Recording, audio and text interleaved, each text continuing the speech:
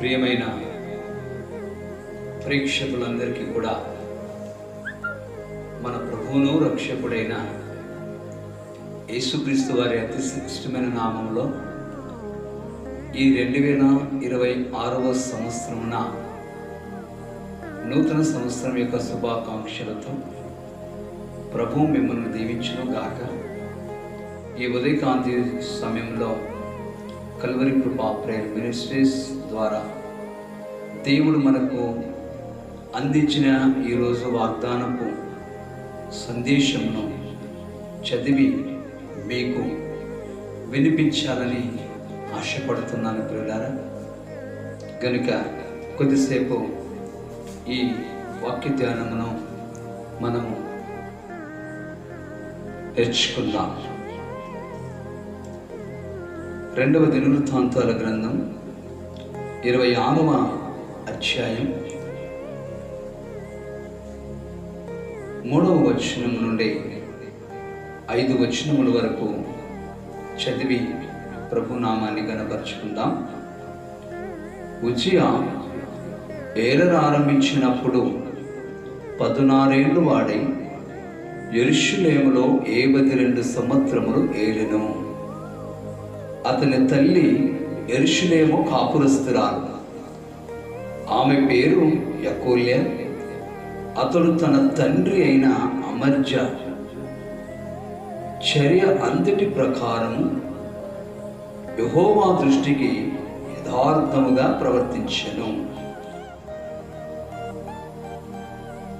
దేవుని ప్రత్యక్షత విషయమందు తెలివి కలిగిన జకర్య దినములలో అతడు దేవుని ఆశ్రయించినంత కాలము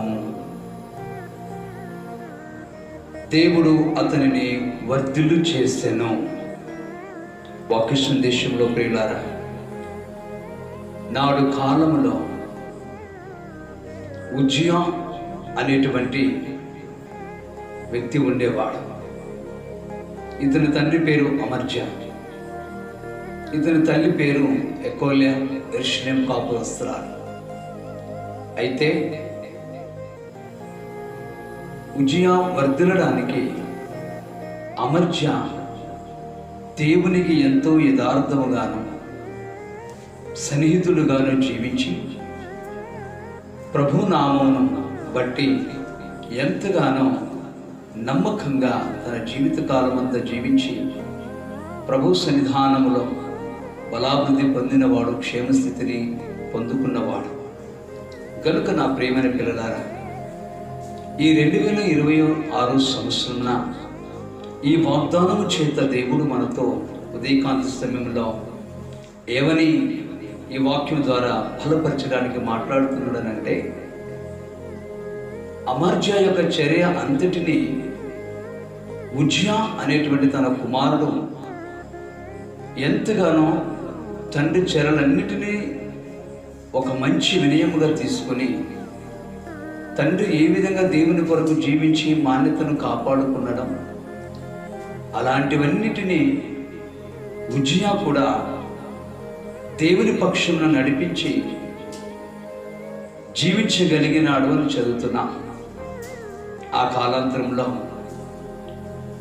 జకర్య దినములలో, అనగా తెలివి కలిగిన జకర్య దినములలో, జకర్య ప్రవక్త ఉన్నటువంటి కాలంలో ఉజ్జియా దేవునికి ఎంతో యథార్థమైన జీవితం జీవించినట్లుగా, అతడు బ్రతికినంత కాలం యెహోవాను ఆశ్రయించినంత వరకు కూడా దేవుడు ఉజ్జియాని వర్ధిల్లు చేసెను అని ఈ నూతన సంవత్సరం ఈ వాగ్దానం చేత మనము సంతోషింపబడుతున్నాము ప్రియులారా. అలాగనే మనం కూడా గతించినటువంటి సంవత్సరంలో జీవితంలో ఎలా ఉన్నాయో మనకు తెలియదు. దేవునికి యథార్థంగా జీవించాము, దేవుని మాట ప్రకారం నడిచాము, దేవుని చిత్తాన్ని నెరవేర్చాము, దేవునికి సన్నిహితులై జీవించామా అని మనలను పరీక్షించుకుంటే మన ఆత్మ దేవుడు మనకు తెలియజేస్తాడు. అయితే 2026 సంవత్సరంలో ఉజ్జియాని దేవుడు ఏ విధంగా వర్ధిల్లు చేశాడో అటువంటి వాగ్దానంతో నిన్ను కూడా ఆశీర్వదించాలని, వర్ధిల్లు చేయాలని ఆశపడుతున్నాడు. వినగలిగేటువంటి దేవుని పిల్లలైన మీరు ఉజ్జియా వలె తండ్రి అయిన దేవుని మీరు ఆశ్రయించగలరా? ఆశ్రయించితే దేవుడు వర్ధిల్లు చేస్తానని వాగ్దానం చెబుతూ ఉన్నాడు. కనుక నా ప్రియమైనటువంటి వారులారా, నూతన సంవత్సరంలో దేవుని కొరకు మనము జీవించి దేవుని కొరకే మనము బ్రతకాలి. అనేకులను దేవుని వైపు మనము నడిపించాలి. ఎందుకనంటే దేవుని పిల్లలమైన మనకిచ్చిన ఈ బాధ్యత. ఉదయకాంతి సమయంలో ఈ వాక్యం చేత దేవుడు నిన్ను నన్ను ఎందుకు ఈ రోజున హెచ్చరిస్తున్నాడు అనంటే, ఎంతకాలమని దీవెనకరంగా ఉంటాం, ఎంతకాలమని మనం దీవెన లేకుండా జీవిస్తాం, ఆశీర్వాదకరంగా లేకుండా జీవిస్తాం. కనుకనే దేవుడు మరొక మలుపునిస్తున్నాడు. ఈ నూతన సంవత్సరంలో ఉజ్జియాని గుర్తుకు తెచ్చుకో, అమర్జ్యాన్ని గుర్తుకు తెచ్చుకో. వీరిని గుర్తుకు తెచ్చుకుంటే వీళ్ళ జీవితాల్లో నేను ఏ విధంగా వర్ధులు చేశాను, జకరియా దినములలో వాళ్ళు ఏ విధంగా నన్ను ఆశ్రయించారో, ఆశ్రయించినంత కాలం నేను వారికి ఏ కొదవ లేకుండా వారిని వర్ధులు చేశాను అని దేవుడి సాక్షాత్కారంగా ఈ మాటల చేత హెచ్చరించినటువంటి గొప్ప సంగతుల చేత ఈ గ్రంథకర్త రాశాడు. ప్రేమైన వారులారా, ఈ సంవత్సరమైనా మనం ప్రభు కొరకు మొగ్గు వేయాలి, ప్రభు కొరకు జీవించాలి, వర్ధిల్లాలి, ఆత్మలో వర్ధిల్లాలి, కుటుంబంలో వర్ధిల్లాలి, పరిచర్యలో వర్ధిల్లాలి, ప్రార్థనలో వర్ధిల్లాలి, వాక్య సందేశంలో వర్ధిల్లాలి, సంఘములో వర్ధిల్లాలి. సేవకునికి మనం అండగా నిలిచి వర్ధిల్లేటువంటి సమగ్రత ఎంతైనా ఉన్నదని మనం విశ్వసించాలి. కారణం ఏమిటంటే అమర్జ్యా జకరియకు ఎంతగానో సహకారిగా ఉన్నాడు.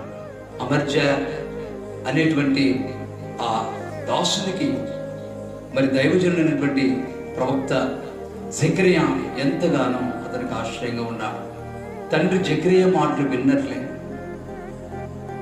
అమర్జ్య చనిపోయిన తర్వాత ఉజ్జియా తన తండ్రి జాడులను పోల్చి నడవడానికి మరలా జకరియతో అంటుకట్టుబడ్డాడు.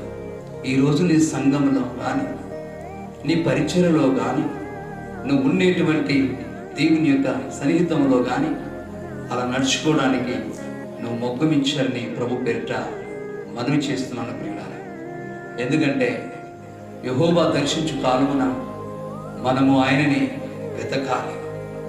ఈ సమయాన్ని, సందర్భాన్ని వృథాగా మనం పోగొట్టుకుంటే దేని కూడా పనికి రామన్నమాట వాస్తవం ప్రియులారా. పాతవి గతించను, ఇదిగో క్రొత్త వాయను, క్రీస్తునందు ఉన్న ఎడల వాడు నూతన సృష్టి అని పౌలు గారు 2వ కొరింథీ పత్రిక 5వ అధ్యాయం 17వ వాక్యంలో పలికించినట్లుగా మనం ఈ సందేశాన్ని వింటున్నాం ప్రియులారా. పాతవన్నీ విడిచిపెట్టి, పాత మార్పులన్నీ మర్చిపోయి, కనికరము కలిగి గుణలక్షణాలతో మనం జీవించి ప్రభువుని హత్తుకొని ఆయనకు మనం దగ్గరగా సమీపస్తులై ఈ వాగ్దానాన్ని గట్టిగా పట్టుకొని ఈ నూతన సంవత్సరంలో నీవు, నీ కుటుంబం, నీ పిల్లలు వర్ధిల్లాలంటే ఉజ్జియాను చూసి నేర్చుకుంటూ నిన్ను, నీ కుటుంబాన్ని, నీ సంఘాన్ని వర్ధిల్లు చేసుకున్నట్టు దేవుడి కృప అనుగ్రహించునుగాక. ఈ 2 మాటల చేత ప్రభు నామమున నేను ముగిస్తున్నాను పిల్లలారా. ప్రభువారు మిమ్మల్ని, మీ పరిచర్ని, మీ కుటుంబాలను, మీ పిల్లల్ని ఆశీర్వదించునుగాక. ఇంకా కొన్ని మరిన్ని వీడియోస్ కానీ, ప్రసంగాలు కానీ సర్ప్రైజ్ చేసుకున్న ప్రజలకు కల్వరి కృపా ప్రేయర్ మినిస్ట్రీస్ ద్వారా పాస్టర్ నజరేతు అను నేను మరొకసారి శుభాది వందనాలు తెలియపరచుకుంటూ నేను సెలవు తీసుకుంటున్నాను. అంతవరకు దేవుని కృప మనందరికీ తోడే ఉండి నడిపించునుగాక.